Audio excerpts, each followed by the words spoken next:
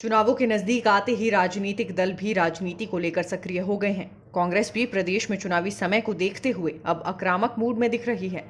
कांग्रेस प्रदेश प्रवक्ता विजय डोगरा की माने तो हिमाचल प्रदेश में कांग्रेस हाईकमान ने प्रतिभा सिंह को प्रदेश की कमान सौंप दी है। अब प्रदेश में कांग्रेस के सभी नेता एकजुट होकर चुनाव के मैदान में उतरेंगे। उन्होंने कहा कि बीजेपी कांग्रेस के परिवारवाद को बढ़ावा दिए जाने का दावा करती है, जबकि बीजेपी में कांग्रेस से ज्यादा परिवारवाद है। उन्होंने परिवारवाद के कई नाम लेकर इसका उदाहरण भी दिया। उन्होंने कहा कि कांग्रेस जो कहती है वो करती है। प्रदेश में राजा वीरभद्र सिंह कई बार मुख्यमंत्री रहे हैं। उनके किए विकास कार्यों को कोई भी नजरअंदाज नहीं कर सकता। क्योंकि प्रदेश में जो बदलाव हुआ है उसके चलते कई बातें आज भारतीय जनता पार्टी के आला नेतागण जो कह रहे हैं कि कांग्रेस परिवारवाद की तरफ बढ़ती है, मैं समझता हूँ कि ये परिवारवाद नहीं है। क्योंकि परिवारवाद अगर होता तो ये जाना जाता कि श्रीमती प्रतिभा वीरभद्र सिंह आज तीसरी बार लोकसभा की सांसद है और लोकसभा की सांसद होने के नाते उनका जो अपना अनुभव है और स्वर्गीय राजा वीरभद्र सिंह का एक अपना एक महानायक थे वो इस सदी के हिमाचल प्रदेश के, और जिस तरह से उन्होंने विकास की गंगा बहाई है इस समूचे प्रदेश में और देश में उनका नाम था, उसका फायदा कांग्रेस को मिलेगा। लेकिन मैं भारतीय जनता पार्टी के लोगों को ये कहना चाहता हूँ कि वो अपने गिरेबान में भी झांकें और ये झांकें कि जब प्रोफेसर प्रेम कुमार धूमल जी प्रदेश के मुख्यमंत्री थे, बेटा उनका सांसद था, वो परिवारवाद नहीं था। श्री राजनाथ सिंह जी जो हमारे देश के रक्षा मंत्री हैं, उनका बेटा यूपी में चुनाव लड़ता है, वो परिवारवाद नहीं है। और अमित शाह जी जो हमारे गृह मंत्री हैं देश के, उनका बेटा जयंत शाह कितने बड़े पदों पे है, वो परिवारवाद नहीं है। परिवारवाद कांग्रेस का सिर्फ इसलिए दिखता है कि कांग्रेस जो कहती है वो करती है और कांग्रेस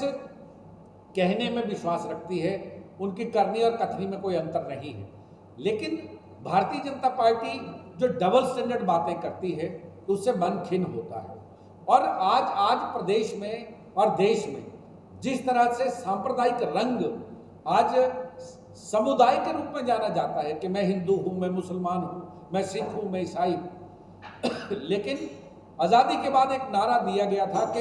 हिंदू मुस्लिम सिख ईसाई आपस में है भाई भाई। आज कहाँ भाई भाई को तोड़ने की बात हो रही है। इस बात का दर्द, इस बात का मर्म हमारे सीने में है और कांग्रेस इस मर्म को इसलिए जानती है कि इस देश को एकता और अखंडता को बचाए रखने के लिए उन्होंने अपने प्राणों तक की शहादत दी है। ये मादा सिर्फ कांग्रेस के लोगों के अंदर है और कांग्रेस ने तो आज़ादी से पहले और आज़ादी के बाद आज दिन तक कांग्रेस ने जो काम किए हैं उस काम की बदौलत आज स्वतः ही वो लोग जिन्होंने वो समय देखा है, और मैं ये समझता हूँ कि हमारी तीसरी पीढ़ी और जो आने वाली चौथी पीढ़ी है उनसे भी मैं ये कहना चाहता हूँ कि आज क्या इस देश का जो शिक्षा का स्तर है वो क्या विद्या भारती बनाएगी? क्या जो सरकारों के जो शिक्षा निदेशालय या हमारी जो एचआरडी मिनिस्ट्री है वो लेकिन आज़ादी के बाद एक नारा दिया गया था कि हिंदू मुस्लिम सिख ईसाई आपस में है भाई भाई। आज कहाँ भाई भाई को तोड़ने की बात हो रही है। इस बात का दर्द, इस बात का मर्म हमारे सीने में है और कांग्रेस इस मर्म को इसलिए जानती है कि इस देश को एकता और अखंडता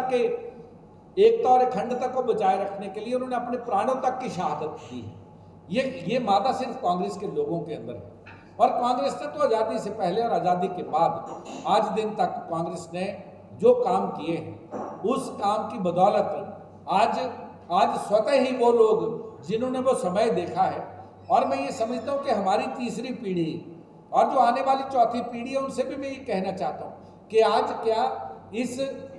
इस देश का जो शिक्षा का स्तर है वो क्या विद्या भारती बनाएगी? क्या जो सरकारों के जो शिक्षा निदेशालय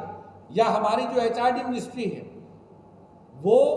उसके पास क्या शिक्षाविदों की आज कमी है कि शिक्षाविद भी विद्या भारती के नाम से लाए जाते हैं और वो शिक्षा नीति को बनाने का काम कर रही है? मुझे कहीं ना कहीं ऐसा लगता है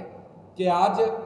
इस देश में जिस तरह का माहौल बना है, इस माहौल में इस देश का आदमी आज भय और भूख से त्रस्त है और ये जो भय और भूख का जो माहौल है उसके बारे में मैं कहना ये चाहता हूँ कि केंद्र की सरकार और प्रदेश की सरकार को बड़ी संजीदगी के साथ सोचना पड़ेगा। और मैं निवेदन करना चाहूँगा कि इस तरह का जहर न फैलाएं ताकि हम लोग भाई भाई से जुदा हो जाएं। हम इस देश को एकजुट रखना चाहते हैं और हमारा हिंदुस्तान जो है ये नया और पुराना भारत नहीं है, ये वो भारत है जिस भारत की गाथा पूरे विश्व में गाई जाती है। और स्वामी विवेकानंद जैसे दिग्गज लोग, महापुरुष इस देश में हुए हैं और इस देश की माटी में एक ऐसी खुशबू है, उस खुशबू से अलग करने का काम ये सरकारें ना करें, ये मेरा आह्वान है। मैं ये समझता हूँ कि ये जो आगमन था, आगमन इकट्ठे था और ऊना आगमन पे नेता प्रतिपक्ष और चुनाव प्रचार कमेटी के अध्यक्ष का इकट्ठे आना एक बहुत अच्छा संदेश है। और उसके बाद क्योंकि आदरणीय सुक्खू जी को अपने विधानसभा क्षेत्र नदौन जाना था और आदरणीय मुकेश जी को अपने हरोली विधानसभा क्षेत्र में जाना था और रास्ते में अगर लोगों ने ये जो आगमन था, आगमन इकट्ठे था और ऊना आगमन पे नेता प्रतिपक्ष और चुनाव प्रचार कमेटी के अध्यक्ष का इकट्ठे आना एक बहुत अच्छा संदेश है। और उसके बाद क्योंकि आदरणीय सुक्खू जी को अपने विधानसभा क्षेत्र नदौन जाना था और आदरणीय मुकेश जी को अपने हरोली विधानसभा क्षेत्र में जाना था और रास्ते में अगर लोगों ने स्वागत किया तो वो उनका जो प्यार है, लोगों का जो कार्यकर्ताओं का जो स्नेह है, उसके स्नेह के चलते अगर लोगों ने स्वागत किया तो मैं ये समझता हूँ ये गुटबाजी नहीं, ये प्रदेश के तमाम कार्यकर्ता आज जिस हर्षोल्लास के साथ पिछले 3 वर्ष में जो आदरणीय कुलदीप राठौर जी और मुकेश अग्निहोत्री की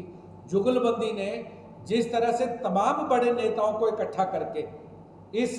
प्रदेश में एक ऐसा एक संदेश दिया था कि कांग्रेस एकजुटता के साथ आगे बढ़ेगी,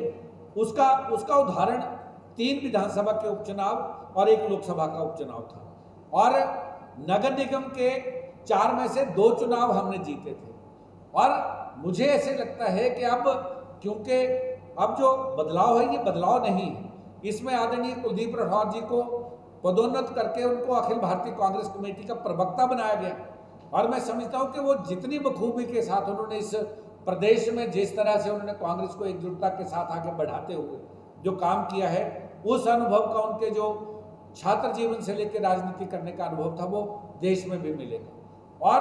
कांग्रेस में अब गुटबाजी नाम की कोई बात नहीं है क्योंकि श्रीमती प्रतिभा सिंह 3 बार की सांसद हैं और उनका एक अपना अनुभव है और राजा वीरभद्र सिंह के सानिध्य में रह के जो राजनीतिक दांव पेच उन्होंने सीखे उसका फायदा भी इस प्रदेश को मिला।